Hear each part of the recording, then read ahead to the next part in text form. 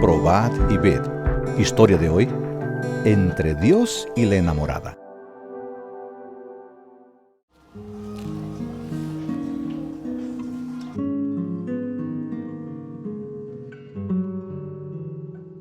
Buenos días, jefe. ¿Qué está sucediendo? Lo veo un poco abatido, un poco triste, desanimado. Edson, es que tengo algunos problemas, tú sabes. Al mirar el gimnasio veo que aún está vacío, no está como yo esperaba. Tengo cuentas que pagar y no veo buenos resultados todavía. ¿Usted ha conversado esto con su socio? Yo no tengo socio, no me gusta trabajar en sociedad. Creo que no es interesante y no pretendo tener una sociedad. Usted es un hombre de Dios. Ya lo veo como un adventista del séptimo día. ¿No le gustaría visitar mi iglesia? Mira, Edson, ya te dije que tengo mis propias convicciones bíblicas y no quiero que sigas insistiendo en esto. Pero si tienes un estudio, me lo puedes traer y lo haré solo. Está bien, le voy a traer un estudio bíblico.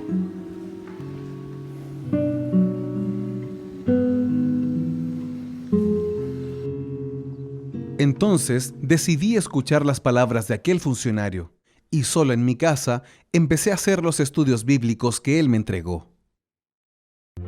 Como siempre me gustó leer la Biblia, aquel estudio me abrió la mente para lograr entender muchas cosas que hasta entonces eran un misterio para mí. Me involucré completamente en aquel estudio. Poco tiempo después, tomé una decisión relacionada a mi gimnasio. Buenos días a todos. Los llamé aquí para darles un comunicado. A partir de esta semana, el gimnasio ya no abrirá más los sábados. Incluso hice un afiche para avisarle a los clientes.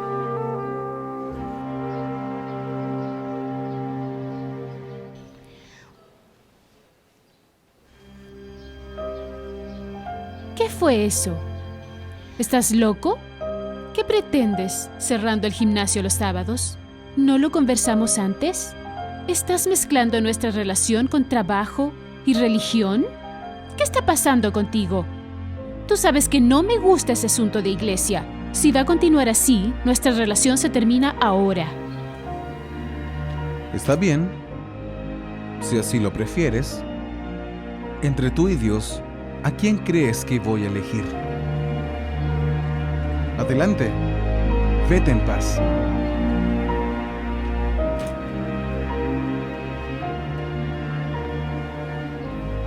Fue tan impresionante esa experiencia que en poco más de 30 días yo estaba entrando a una iglesia adventista del séptimo día por primera vez para bautizarme.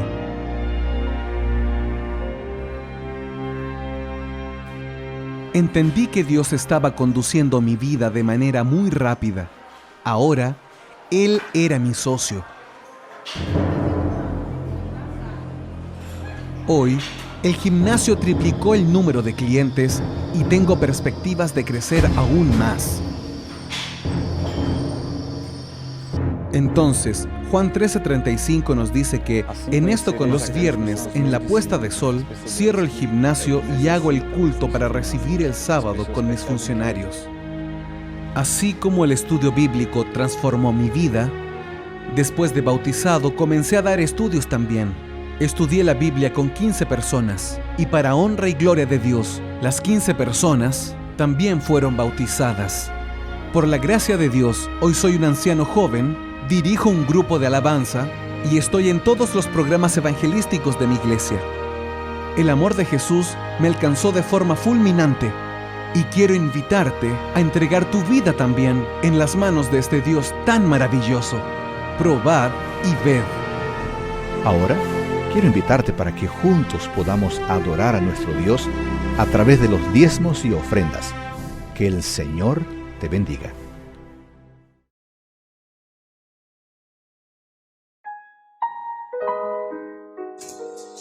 Muy buenos días, qué gusto poderles saludar a todos los que están conectados a través de esta señal digital y podemos juntos comunicarnos así y también disfrutar de este espacio donde estudiaremos de la palabra de Dios.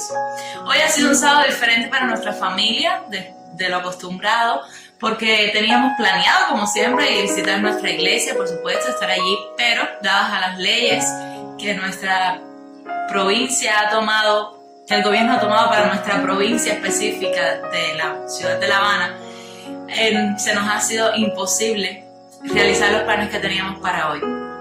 Hoy hubiésemos estado en la iglesia de Winnes compartiendo con los miembros de allí, los hermanos de la fe, este tema que a continuación estudiaremos. Y como no podemos hacerlo en persona, pues acudimos a esta nueva tecnología y a esta nueva manera de hacerlo. Y vamos a repasar juntos la Biblia una vez más y vamos a encontrar, como siempre, que abrimos sus palabras y abrimos sus páginas, paz, amor y un mensaje de salvación para nuestras vidas. Así que ahí donde estés, yo te invito a que cierres tus ojos y oremos para que el Espíritu Santo nos acompañe. Querido Dios, gracias te damos, Señor, porque tú eres bueno y para siempre es tu misericordia. Gracias por la oportunidad que nos das aún de abrir tu palabra, estudiarla, comprenderla, asimilarla y aplicarla a nuestras vidas. Este es uno de esos momentos en los que te rogamos la unción de tu Santo Espíritu a fin de que podamos ser renovados a través de tu palabra. Úsanos como fuentes de tu bendición y de tu amor. Por Jesús. Amén. Sí, vamos a abrir la Biblia esta vez, pero vamos a abrirla en el segundo libro de ella misma, el libro de Éxodos. Así que al principio de nuestra Biblia nos vamos al libro de Éxodos y estaremos hablando entre los capítulos 7 y 13. ¿Qué me dice la Biblia en estos capítulos? ¿Qué nos narra ahí? Pues la Biblia tiene las narrativas de las plagas de Egipto en estos capítulos, del 7 al 13 del libro de Éxodos. Qué bien a tono viene este tema de plagas, justamente cuando el mundo está rodeado hoy día dentro de esta enfermedad que nos ha sorprendido con su estancia y su extensidad. Pero no siempre lo que parece ser es, por tanto, no vamos a estar hablando tan directamente de las plagas como tal, sino que vamos a estar hablando de la esencia o de lo que causó esta misma plaga en las diferentes personas que estaban alrededor de ese momento histórico. ¿Cómo? Pues vamos a ver cómo las plagas tuvieron énfasis o tuvieron consecuencias en el mismo pueblo de Israel, en el mismo Moisés y en el mismo pueblo de Egipto y también en un personaje que será el central del día de hoy, en el faraón. Las plagas. Vamos a decir ante todo que por amor al tiempo no vamos a determinarnos en leer todos estos capítulos. Usted en casa si quiere puede hacerlo. Pero ahí está narrada cada una de ellas y sus peculiaridades.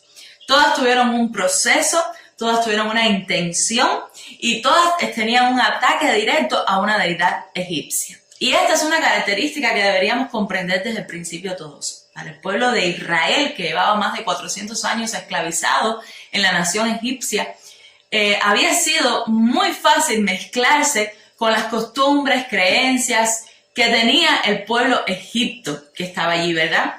Para los egipcios no existía un dios, y este es un aspecto muy importante, sino que tenían dioses para muchísimas cosas. Tenían un dios destinado para cada cosa. Para la lluvia, para el sol, para la luna, para la fertilidad, para la vida, para la muerte, para el amor, para el odio, para cada cosa que existe en este mundo, pues ellos le habían puesto un dios falso, por supuesto, a cada una de esas especificidades de la vida. Y este es el primer contraste que nos encontramos entre la nación egipcia y la nación de Israel, porque Dios desde el principio le había dicho a Adán y a Eva que Él era solamente un Dios, el único Dios viviente. A mí me adorarás. Y el primer engaño precisamente fue ese. Así que estar como esclavo en una nación donde hay un Dios para cada cosa es una diferencia a lo que yo como nación de Israel tengo que mantenerme. Creo en un solo Dios, el Dios de Israel, que es sobre todas las cosas y que tiene autoridad y poder para todo en este mundo. Ahora te pregunto, y me pregunto a mí también, ¿cuántas veces en nuestras vidas pensamos que nuestro Dios no abarca este asunto de la vida? Dios no tiene nada que ver con esto yo lo puedo resolver solo. O el Dios que conozco es un Dios tan santo, tan perfecto, tan puro, que no le va a interesar algo tan sucio o vil. O quizás pensamos que alguien es bueno para una cosa y para otra no.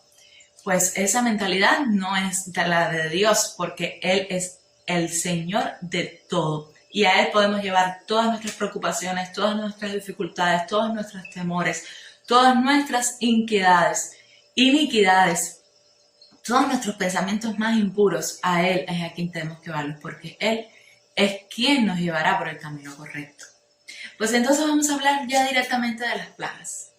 Cada una de estas plagas tenía un ataque directo a una de estas deidades egipcias. Vamos a irnos a la primera, la plaga de la sangre en el río Nilo, podremos decirlo así. Está en Éxodos capítulo 7, versos del 14 al 25, donde narra que el río se volvió sangre. El río Nilo era la fuente más útil y más usada por toda la nación egipcia, tanto para esclavos como para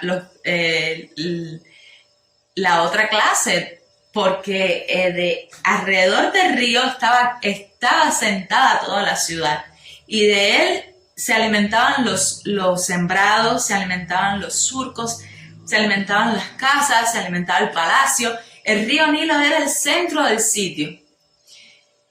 Así que también habían deidades que estaban vinculadas con este río. Por ejemplo, podríamos mencionar un rey egipcio llamado Kun, quien era representado como el guardián del río Nilo. También está Hapi, quien se pensaba que era el espíritu del río Nilo. Y las personas le pedían a estos dioses que el río fuera bendecido, que el río creciera, que tuviera agua, que fuera fluido. Así que Dios le dice a Moisés, ve y convierte el río en sangre. Aquí entonces hay un contraste entre mis dioses ajenos y paganos, en los que los egipcios creen, y mi Dios todo sobrepoderoso, que puede incluso volverme el río Nilo, que es mi fuente vital de vida, en sangre, con solo decirlo. ¿A quién le voy a creer? ¿A quién voy a adorar? Ahí viene el primer contraste de las plagas. La reacción del pueblo fue, cada uno tomó una reacción bastante diferente. La Biblia dice que los magos, ahí mismo en el capítulo 7 podemos leer, capítulo 7, versos 14 al 25. Los magos hicieron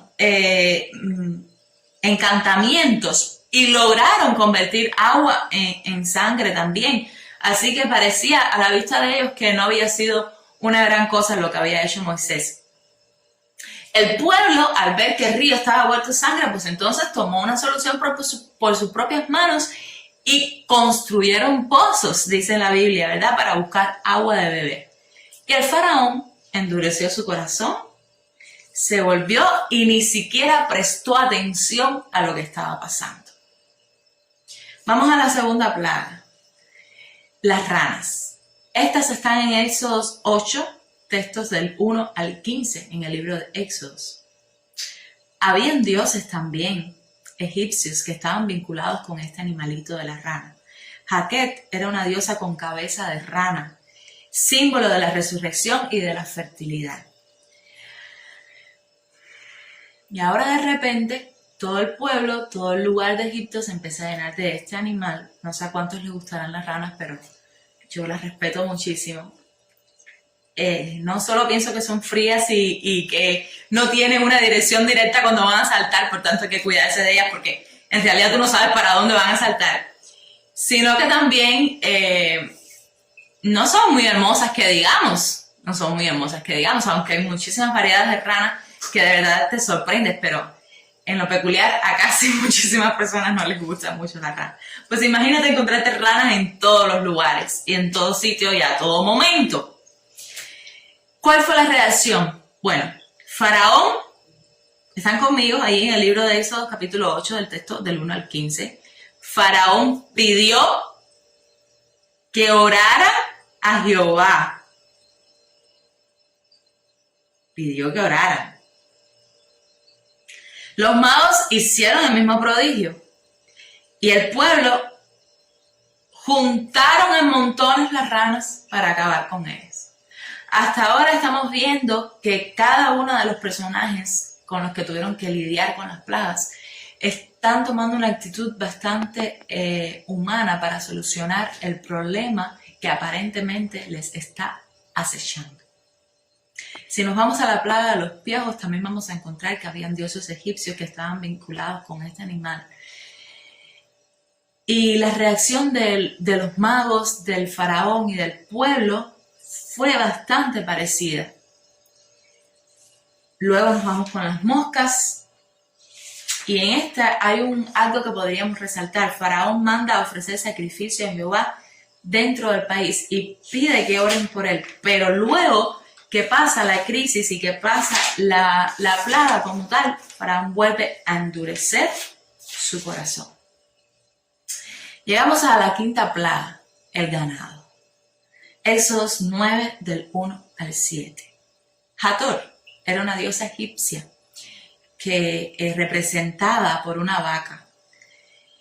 Y el ganado también era uno de los fuentes de vida del pueblo de la nación egipcia, quien hasta ahora era el imperio más grande que existía en el mundo y quien tenían pensado y su mentalidad era crecer hasta no tener fin y aumentar el imperio.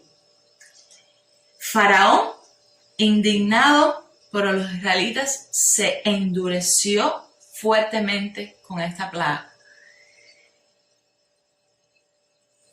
Y si vamos a las úlceras, que es la siguiente, podemos ver que es el mismo proceso. En cada una de estas los magos intentaban duplicar lo que estaba sucediendo. El pueblo trataba de tener soluciones y el faraón endurecía su corazón. En realidad, las plagas estaban siendo parte de un proceso en el cual Dios tenía un plan maravilloso. Él quería resaltarse como el único Dios verdadero del mundo. El mismo pueblo de Israel necesitaba comprender y ver cuán grande y poderoso era el Dios que los estaba sacando de la esclavitud. Necesitaban ver que ese Dios que les había hecho su promesa con Abraham ahora estaba dispuesto a sacarlos de la esclavitud y llevarlos a ser una nación libre y única, con el propósito y el fin de mostrar el Dios, que sus vidas mostraran ese Dios a las demás naciones adyacentes en la época en que vivieron. Era un plan maravilloso, porque Dios pudo de un momento, con una sola palabra, como hizo el planeta, haber sacado todo el pueblo de Israel de allí. Pero nuestro Dios a veces no actúa así. A veces se limita de su poder sobrenatural porque necesita que tú y yo como seres humanos no solo le aceptemos de palabra, sino que comprendamos completamente quién es Él.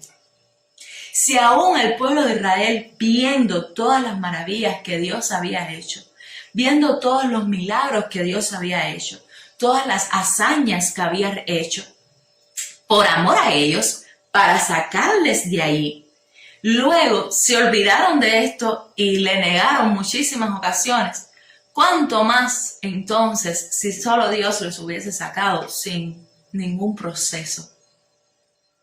Esto me hace pensar y reflexionar en mi propia vida y ver que a veces con Dios somos un poco malcriados, somos hijos un poco malcriados. Y pensamos que como Él es Dios, pues Él es el que tiene que hacer todo. Pero en realidad en la vida del cristiano no es así. Dios ya hizo todo. Dio a su único Hijo por nosotros en la cruz. Nos redimió, nos rescató, estableció todo para que podamos vivir, respirar, ser felices. Pero el ser humano también necesita hacer su parte y es buscarle. Mientras vivamos en este mundo de maldad y de pecado, tendremos siempre dos opciones. O dejarnos llevar por lo que a nuestras propias vidas vista parece más fácil, o buscar siempre un poquito más allá de la verdad y encontrar a ese Dios amoroso a lo largo de la historia. En la Biblia encontramos muchísimos ejemplos de personas que como Faraón han endurecido su corazón. Endurecieron su corazón ante Dios, ante lo que estaba sucediendo. Pero también encontramos muchísimos otros tantos personajes que aunque tenían un corazón endurecido, dejaron que el Espíritu Santo tocara su ser y se rindieron ante el Rey de Reyes y Señor de Señores. Yo quiero decirte que de eso se trata este mundo. De eso se trata esta vida. Dios actúa, hace algo o lo permite, porque nada que sucede en este mundo pasa sin que Dios lo permita. Y todas las personas que están expectativas de eso, todos los que están viendo lo que está sucediendo, pueden o endurecer su corazón o pueden aceptar que somos criaturas de un Dios sobrenatural. Cuando Pablo recibió la orden de compadecerse ante Nerón para dar vista de su causa y dar credibilidad de su fe, tenía ante sí la perspectiva de una muerte más que segura. Entre los cristianos que estaban en Roma, nadie se delató para apoyarle en esa hora tan difícil. Así que teníamos a solamente Pablo ante Nerón. Y qué notable contraste de dos seres humanos. Nerón era un hombre político, un emperador conocido por ser atroz, amante de la sangre. Tan solo el nombre de Nerón hacía temblar al mundo entero. Caer en su desagrado significaba perder la propiedad, la libertad y muchas veces hasta la propia vida. Pero ahí estaba Pablo, un hombre con un corazón renovado, no con un corazón endurecido, un hombre que había vivido en carne propia el proceso de un corazón endurecido a un corazón transformado por Dios. Y estaba allí frente a Nerón, firme, decidido a exponer todas sus verdades.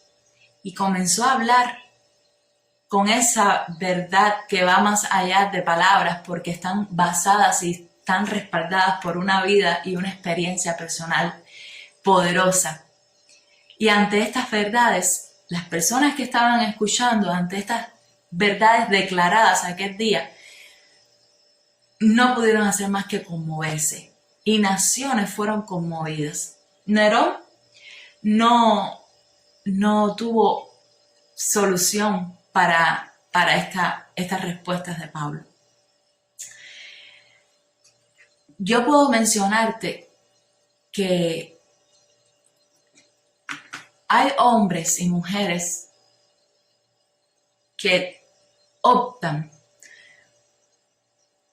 por frente a las verdades de Dios endurecer su corazón Y esta es una actitud que nos sucede a diario, constantemente, en una noticia que leemos, en una decisión que vamos a tomar, en un comentario que hace un amigo, en el trabajo. Constantemente estamos endureciendo nuestro corazón ante una realidad vidente o estamos cediendo a ser transformados por Dios.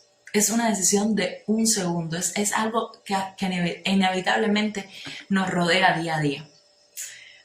Zaqueo aparentemente era un hombre de un corazón endurecido, lleno de mundanalidad, de egoísmo, de avaricia, de trampa, de robo,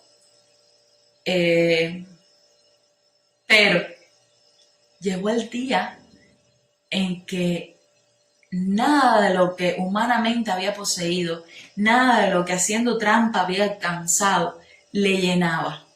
Nada de las riquezas que había obtenido haciendo que otros se empobrecieran, le llenaba su corazón de manera tal que ante la presencia de Jesús y las palabras, Zaqueo, vamos que hoy voy a tu casa a cenar, no endureció su corazón, sino que se rindió. Se rindió. Y al rendirse, Zaqueo ganó. Porque en la vida del cristiano y en la vida de la fe, a veces perdiendo es que ganamos. No es con nuestras propias fuerzas, sino con la unción del Espíritu Santo.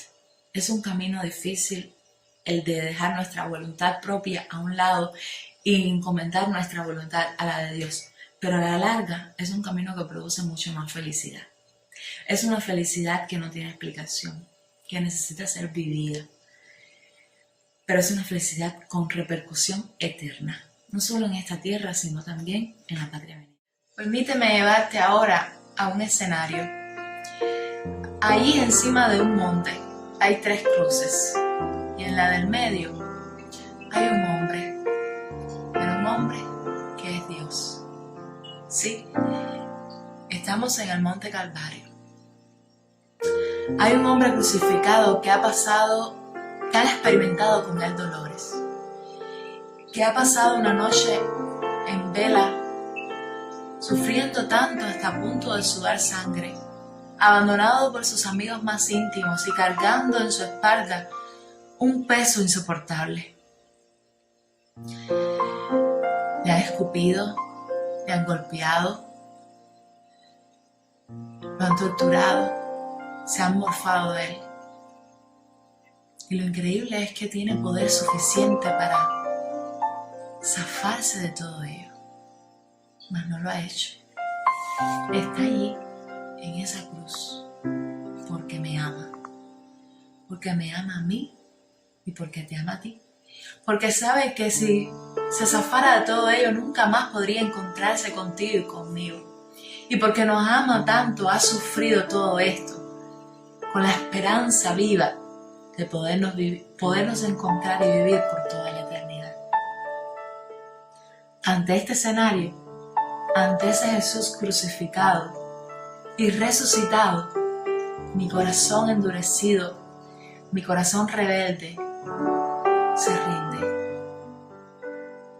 se abre y dice: Señor, perdóname, te acepto como mi Salvador. Hay muchos seres humanos que padecen sacrificios y se someten a grandes sacrificios para emprender algo que les promete ventajas en esta tierra. Cambian la comodidad del presente por una comodidad futura. Pero aquí Jesús nos está presentando una vida eterna como recompensa a la obediencia. Y si para las cosas insignificantes de este mundo somos capaces de sacrificar la comodidad, el placer y las ventajas actuales, ¿cuánto más no deberíamos hacerlos por las riquezas de la gloria venidera? No permitamos que el hechizo de los encantos terrenales nos ciegue y endurezca nuestro corazón a los intereses eternos. Miremos a Jesús cada día, entonicémonos con Él de manera tal que nuestro corazón pueda ser una tierra fértil donde Él florezca. Querido amigo, querida amiga, no seamos como el faraón. Más bien, abramos nuestro corazón al Dios de los prodigios y reconozcamos que somos seres humanos pecadores, pero que Él es nuestro Dios Padre que nos ama y muy pronto viene a buscarnos.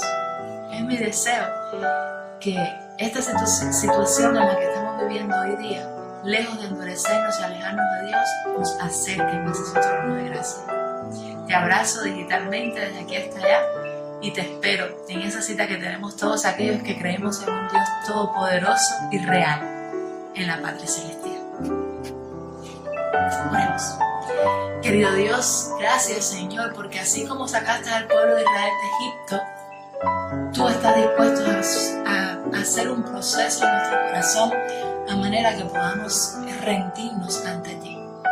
Y en esta hora obedecemos al mandato del Salmo 95 y venimos ante ti con cánticos de júbilo, con adoraciones, porque tú hiciste el mar, la tierra, el sol, todo lo que hiciste, y porque te aceptamos como nuestro Dios y no endurecemos nuestros corazones. Acéptanos también como tus hijos y ayúdanos a vivir cada día esta experiencia de la renovación. Por Jesús.